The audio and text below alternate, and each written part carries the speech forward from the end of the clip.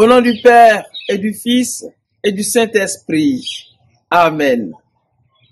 Le Seigneur est roi, le Très-Haut sur toute la terre. Bonjour à vous, très chers abonnés, très chers amis. C'est avec beaucoup de joie que nous nous retrouvons sur notre chaîne préférée, Parole de Dieu au quotidien. Merci pour ce que vous faites, le temps que vous prenez pour écouter la parole de Dieu et méditer cette parole avec nous. Et merci au Père Vincent.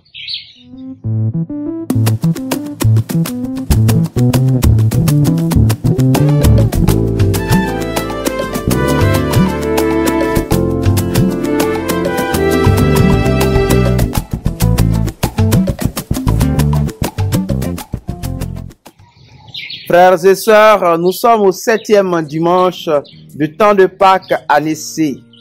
La première lecture que nous avons entendue du livre des Actes des Apôtres nous présente le récit de la mort d'Étienne, premier martyr chrétien.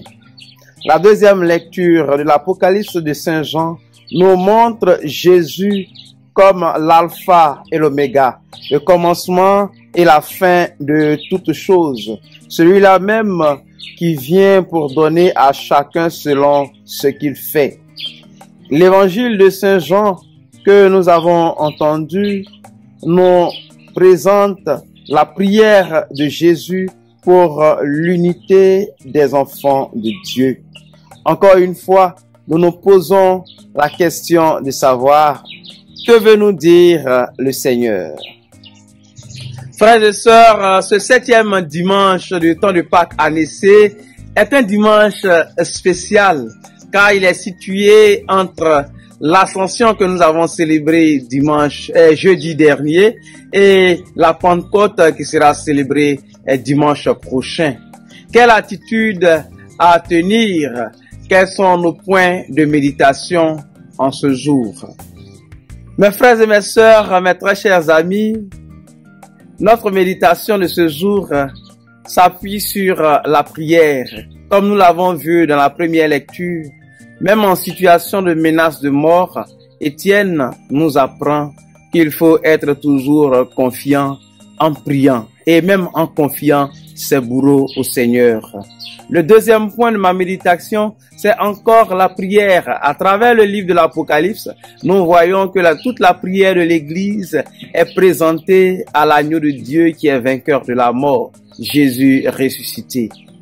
Et mon troisième point de méditation, c'est encore une fois la prière. Nous voyons très bien Jésus qui prie pour l'unité des chrétiens. Il prie pour que ce que le Seigneur Dieu lui a donné, personne ne se perd, mais qu'il soit un, comme lui et le Père sont un. Frères et sœurs, la prière de Jésus nous fait entrer dans l'intimité de Dieu le Père.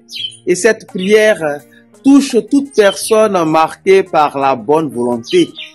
Car en réalité, Dieu ne peut que régner avec les hommes de bonne foi et de bonne volonté. Frères et sœurs, demeurons toujours dans la prière et invoquons la bénédiction de Dieu sur chacune de notre vie. Le Seigneur soit avec vous. Que Dieu Tout-Puissant vous bénisse, le Père et le Fils et le Saint-Esprit. Allez dans la paix du Christ.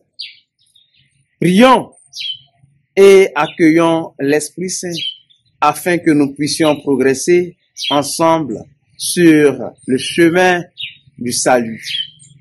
Bonne montée vers la Pentecôte, que le Seigneur vous garde.